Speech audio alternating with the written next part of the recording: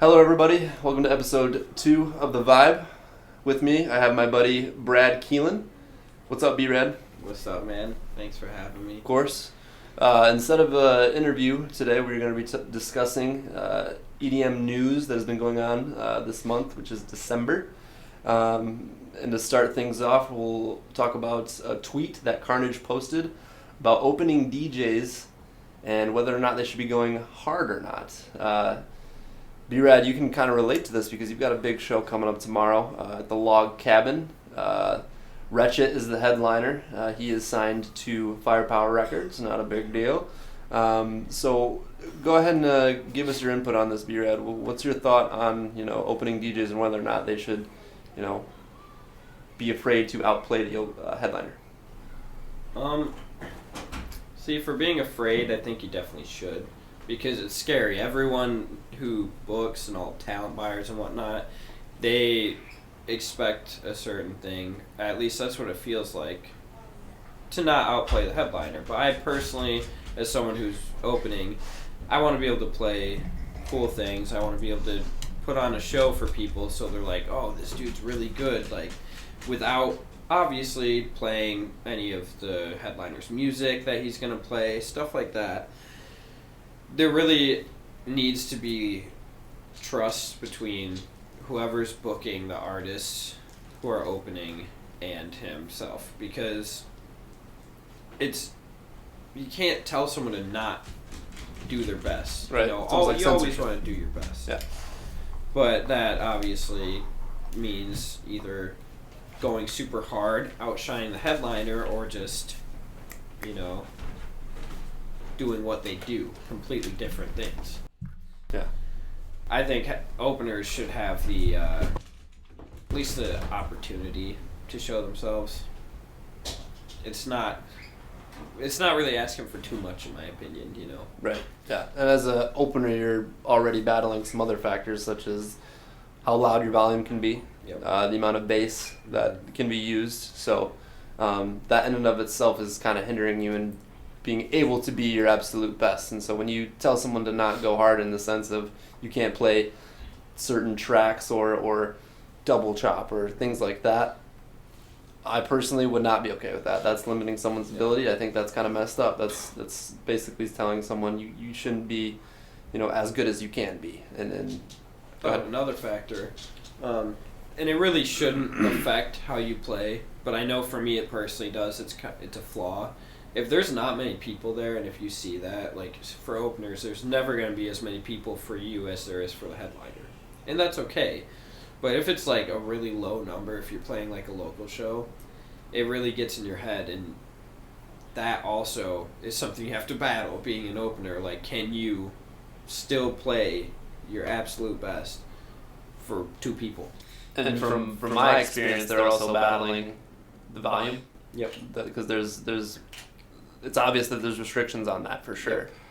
100%. So for people to be told or have this idea of not being able to go hard, you're already kind of restricting yourself because you don't have that full effect that the headliner's going to have. So, and my thought is, why not? Why not go as hard as you can? Like you said, be respectful of who you're opening for, and make sure maybe talk to them and be like, hey, well, could I hear your mix before I go on so we don't double up on songs? It's part of the job, Yeah.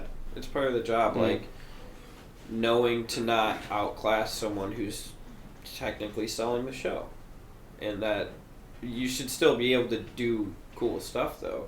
You shouldn't make yourself look bad on purpose to make the headliner look better. That's what I get worried about personally. Obviously, it's not always like that, but I just think openers, let them have a chance at least to prove what they are. Absolutely. If anything, make the headliner want to go that much more hard and not be overshadowed by an opener. Mm-hmm. I actually remember listening to an interview with Disturbed when there was a Linkin Park documentary going around, and Linkin Park opened up for Disturbed, and they went hard, and the crowd was loving it, and they're like, wow, we better bring our A game because these guys, they're the real deal, and this was back when Linkin Park was first getting big, and yep. I think that you have to have that motivating factor of, okay, I better be on top of my game, otherwise, I'll get shown up. Yeah. Right? You don't want that. I remember specifically I opened up for Twisted Dubs one time, and there's a song I played, and he came up to me and he was like, I was going to play this song, you shit. And I was like, my bad, dude. I didn't know. So what he did was he took what I played in the mix that I played it with and did it 20 times better. And then looked at me and pointed while he was playing it. That's funny to me. That's okay. That is funny, yeah. Mm-hmm. Like, he was headlining and I wasn't. That's fine. Mm-hmm.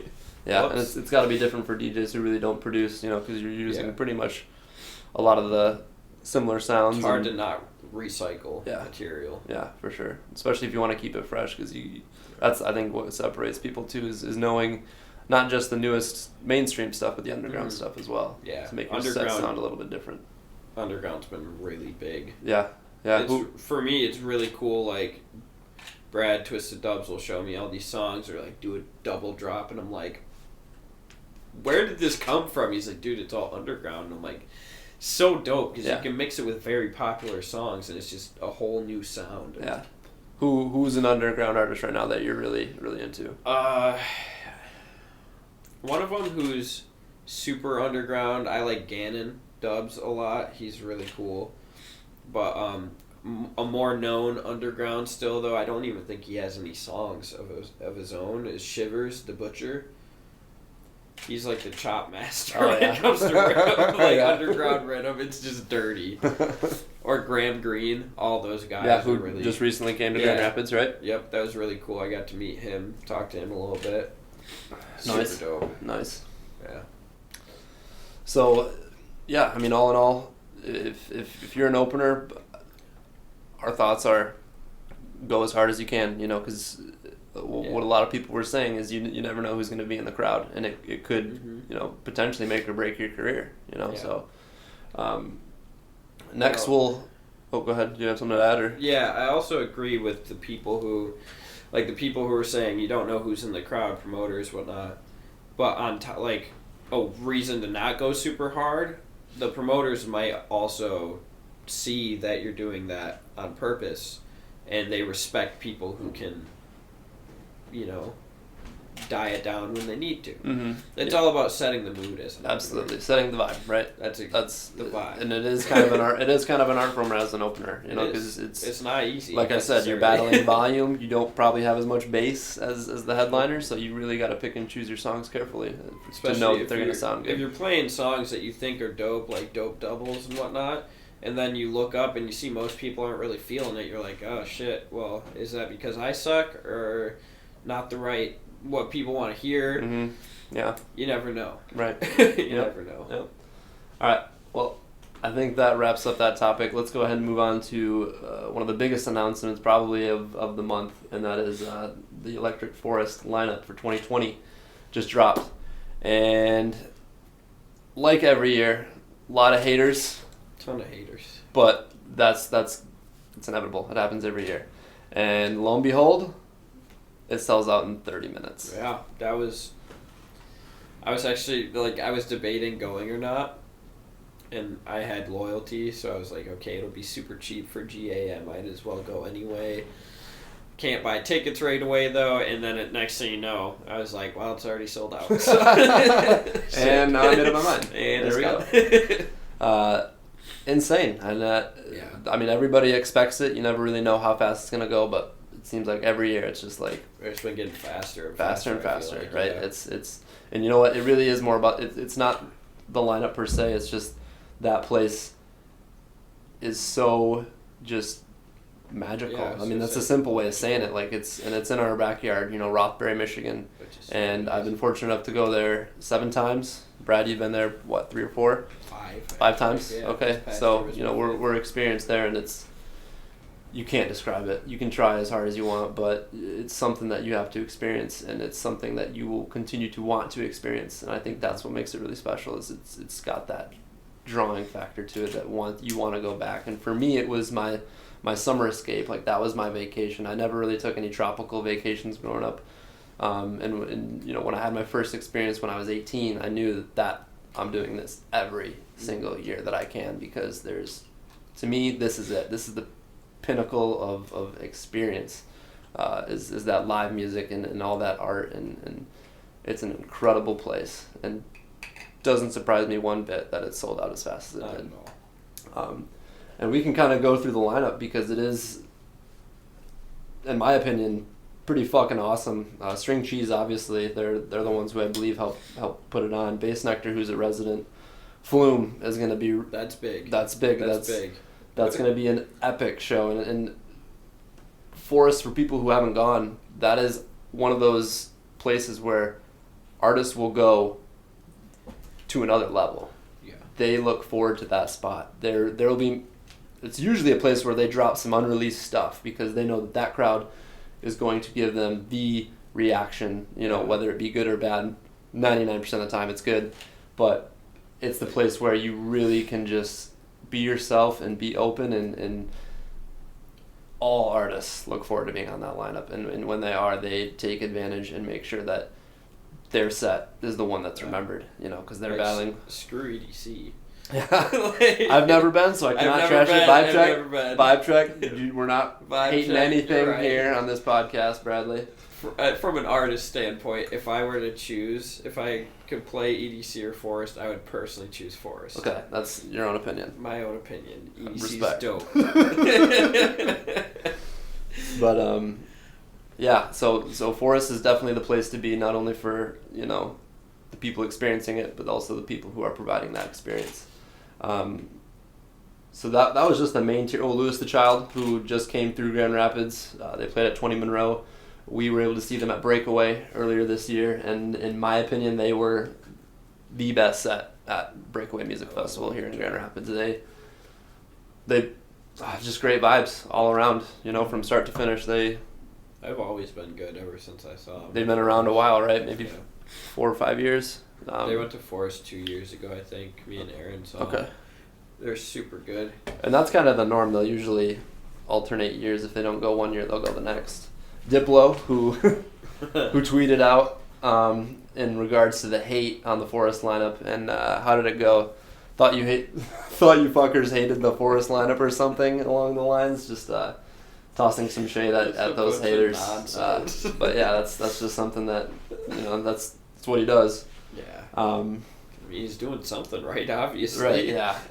And this is just the initial lineup. There are more to be announced. Yeah. But then we're gonna head down in the second tier. The Dawn of Dubstep, 12th Planet.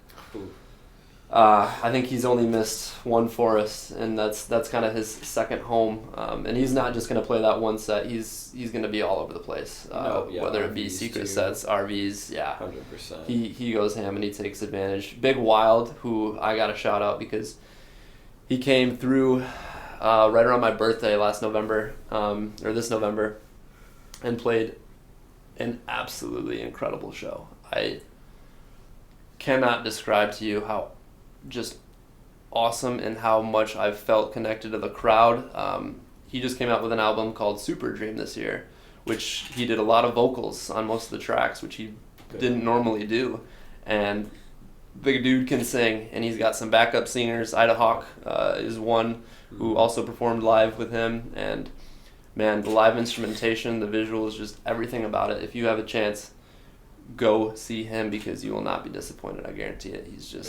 He's incredible, absolutely incredible. And give his album Super Dream a listen because that too is just him and Zoo incredible from start to finish. To me, him and Zoo blow my mind. Mm-hmm. Constantly. I've never seen Zoo, but I've heard great things. You know Faded, obviously, right? Right. Mm-hmm. I didn't even know that was him doing the lyrics, like singing. Right? Yeah, he sings. Yeah. I was like, God, yeah, this guy's got a voice. Closey, Boys Noise. Whenever you hear Boys Noise, you also gotta think Skrillex because Dog Blood, which that could be phase 2. Just you never know, right? Fingers crossed. Let's see who else we got on here. Lindsay Sterling, who is gorgeous.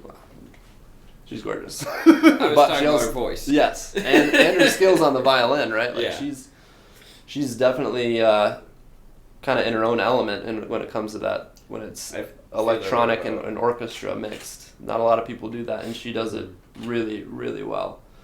Glitch Mob, who absolutely love Forest, they're gonna have an amazing set. As always.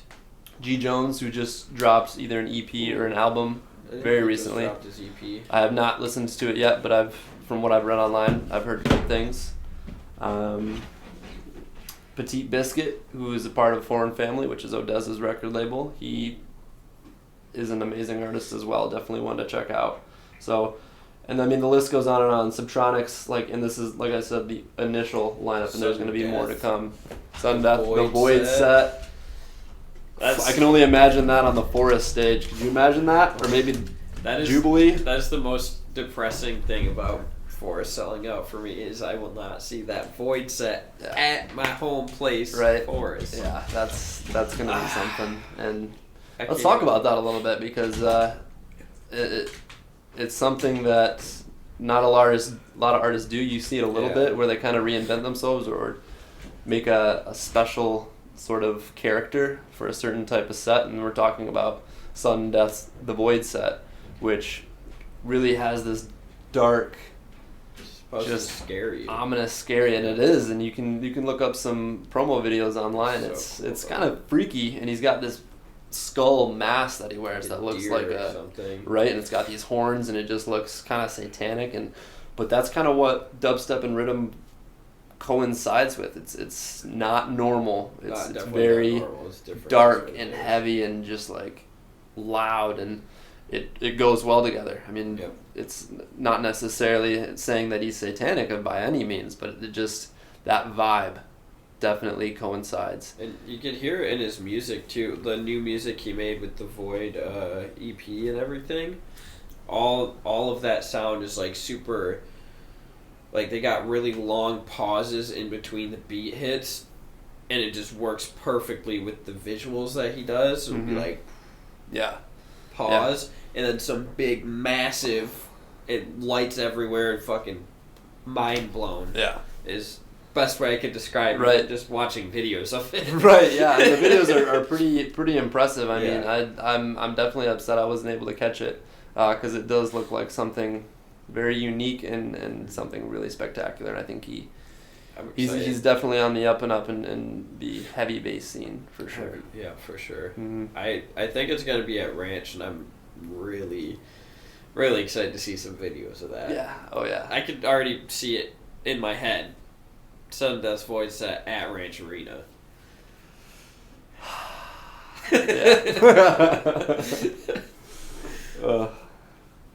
Wait, did you hear about the whole house music thing? No. Oh, Diplo is going to do house music now. Okay. Instead of trap.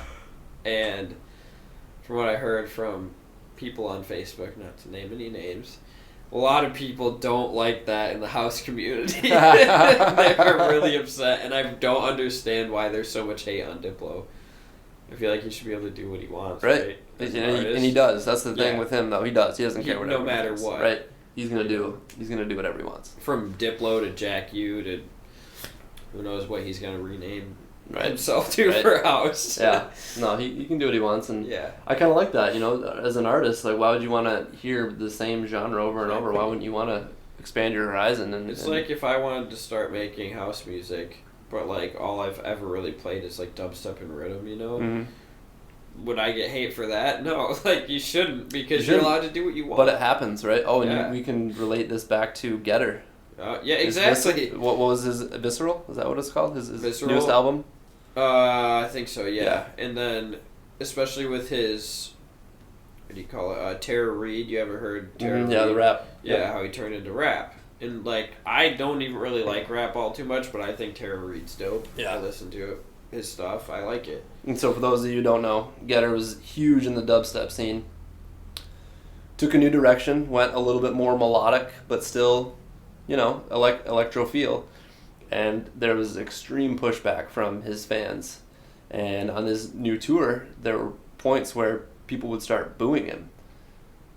And it got to the point where it was like, fuck this. I'm canceling my tour. Like, yeah, and that's so sad because, first of all, I came out with an album. That doesn't really happen in the EDM world, especially in like a dubstep artist. And for them to have to cancel their tour because of fans not responding well to it. First of all, you had every chance to hear this album and know what he's going to play Yeah. For you to go there and boo him, It's just disrespectful. such disrespect. So disrespectful. That's not okay, and I hope that type of stuff just doesn't happen in the future, because I'm terrified if I get to that point. If people don't like my stuff, I don't want to ever see that live. Right. I don't ever want, like, internet's one thing, whatever, I could brush that off. Yeah. Hate comments, whatever, Yeah. it doesn't matter. But, like, if people were actively either booing, or I could just see flocks of people leaving a set of mine because they don't like it, it's like heartbreaking. Right. You know? It's You like pour your little heart and child soul. and watching your child get bullied in school or something. Yeah. It's just like, it hurts. yeah, oh yeah. Off Hopefully. Wings scored. It's 1-1. Yeah. Go Wings. Wings are Shouts playing out Winnipeg to right now. It's Detroit. 1-1 halfway through the second.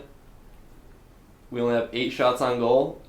They're But we're probably tied. going to lose. They're probably probably gonna going to lose, but we hope and pray. Yeah, yeah. No offense to Winnipeg, but Yeah, I don't like you. yeah.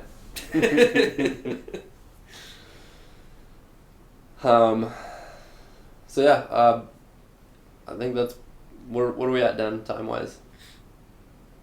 20 minutes. 20 minutes. What else can we talk about for 10 minutes? Let's see. The price of equipment, how stupid it is. It's mainly renting equipment. I'm thinking about the show we got tomorrow and how Brad punched all the numbers together of what has been total spent and how much we have to sell to just break even. And it's mind-blowing. Straight up, I want to cry for him. Oh, I can only no. imagine how stressed he is, but we finally got our venue down packed, so that's going to be dope. Of all places, the Log Cabin. I love the Log Cabin. Yeah. Shouts out Tyler Knight, you rock. Oh yeah. He saved this one, really, right? Straight up. Yeah. Yeah. So It was... Yeah, Tyler's the one who told Brad to talk and see if we could get it at the cabin. I mean, it's not a cabin day, not a Tuesday or Sunday, which is really weird. right. It's usually a day they do karaoke's with regulars, but... Surprise, regulars! Surprise! About to throw a Ratchet. dubstep banger. Hopefully it'll be really cool, though. I know a lot of people really like the Log Cabin and respect the environment, so I'm really hoping for a good turnout. Not just, obviously, because ticket sales, that will help a lot if we could break even, but it's just cool, especially to see people at the Log Cabin. Yeah. A lot of people. Yeah. So I was like, oh shoot, we're at capacity, which I'm scared about. Yeah. I'm scared about Ratchet being at capacity. Yeah. Hopefully. Are they selling tickets for that, or is it Yeah, it's just going to be at the door. at the though. door? Okay. Yep, it was originally online. Anyone who bought online still will be valid at the door. Okay. And what are the set times when the doors open? Doors at 10. I assume Tyler's going to do a little 10 to 11 kind of thing.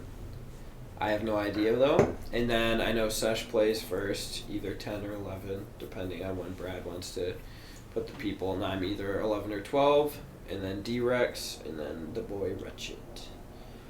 The boy. I'm excited to see that mask in person. Yeah, right? Yeah. Dude looks like Megatron. Yeah. It's so yeah, cool. that'll be cool. Yeah, I'm excited for it. It's a big show for you, right? Yeah, it's my first, real big show. Yeah. You got your set? Yeah, all, I've been working on it quite yeah. a bit. Hopefully everything flows how I want it to. Yeah. I get to play on CDJs as well for the first time. All right. You nervous? Yeah. Yeah, I am, but it's more like a excited nervous than I'm not scared. I know I can do it. Yeah. You know, I have enough confidence in myself to be able to play shows. Yeah. That's I good. hate being in front of people, but it's fun. Yeah. You know, Yeah. the fact that I have fun eliminates a lot of being scared of it. Right. You know? I think that's kind of the big thing with people is like once you have that your fear balance along with your like adrenaline and sense of having fun, once that's balanced and Yeah. you can just do you, Exactly. like you can If do anything. If you manage to smile when you're up there playing music, if you could smile or laugh at something that you do that is like so cool, it brings you to like giddy, like just what do you call it? it's like getting high off your own music. Oh, yeah. Off your Yep. own stuff, and Yeah. you just have the giggles and whatnot. And you're like, that was really cool. Yeah. Once you get that, it's like there's nothing in the world matters. You Yeah. could blow up the next day, and it doesn't matter. The whole world could. You played that set though, and it was dope. Yeah. That's what I tell myself, at least. Right on. Yeah. Oh. Oh, he tried to do the Oh. lacrosse goal and he failed. You That would have been Patrick cool Linus. though. Would have been really cool. That would have been cool, but too bad he sucks. Screw you. All right, so what do we have show-wise coming up? Tickets are available for Excision's tour. He's coming to the Deltaplex here in February, late February. So jump on those because he's unveiling a new stage setup called The Evolution, which I'm sure will be. I feel like fucking that's bananas. gonna sell out. Oh yeah, so definitely jump on your Probably tickets within the soon. next month. Also, Bass Country. With- AC Slater for house fans at Electricity. Okay. Bass Country at the intersection Yep. in early February Yep. with the Don headlining, my boy, 12th Planet, And Calcium. and Calcium Dubs, who, Brad, I'm sure you'll have a couple of his tracks in your set tomorrow, right? Yeah. I've been fucking a lot with Calcium stuff. It's just really cool. Mm-hmm. I like it a lot. But what's crazy to me, 12th Planet headlining, but it's a back-to-back with Kill the Motherfucking Noise. This is another Don of dubstep, and those two are, I'm sure, gonna fucking I'm destroy gonna the need to place. pack some extra diapers. absolutely. Diapers. It's gonna be a hot, sweaty mess. Yeah, it's gonna Be be dripping from the swamp. ceiling. Mm-hmm. It'll Bring your definitely be a baby swamp. powder. Mhm. Bring your diapers. Deodorant, please. Deodorant, You please. looks- Charlie, I love you. Deodorant. Please be courteous of those around you and spray some cologne. And Wooks, please use your deodorant because Wash y'all your are nasty. pashminas. Yeah, wash them pashminas. Pashminas can get bed bugs. Believe it or not. Are you talking from experience? Or? No, Okay. no. I barely wear mine anymore. Okay. Also, I shower.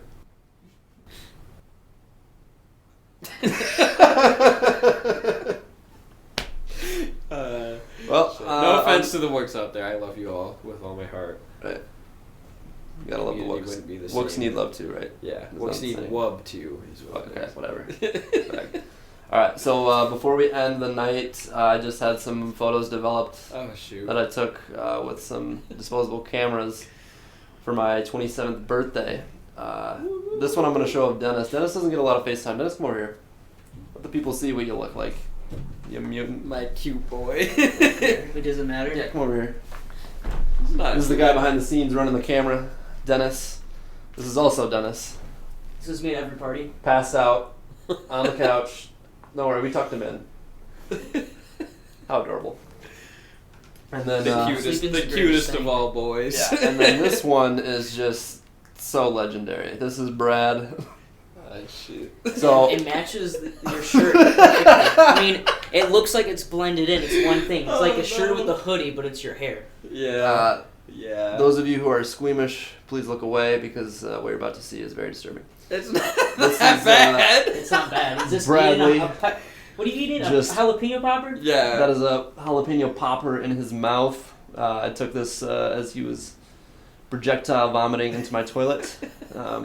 To cleanse his palate. But he did end up Too much posing Pink for the Whitney. camera, so that's Brad's pose right there. So Too much what a Pink night. Whitney. one will one too much. Shout out to Pink Whitney, Spin Check with Podcast. Drink responsibly. That shit is Otherwise, fucking you'll eat delicious. jalapeno poppers. Pink lemonade flavored vodka. Check it out. This could be you. So with that wraps up episode 2. B-Red, thanks for coming on, and Yeah, good luck thanks for tomorrow night, having me, buddy. man. I'll be in the crowd. All right. Hopefully, I'll do some cool stuff. I'm sure you will. Baby. Peace. Peace out, uglies. Cut. Dope. I fucking hate you guys.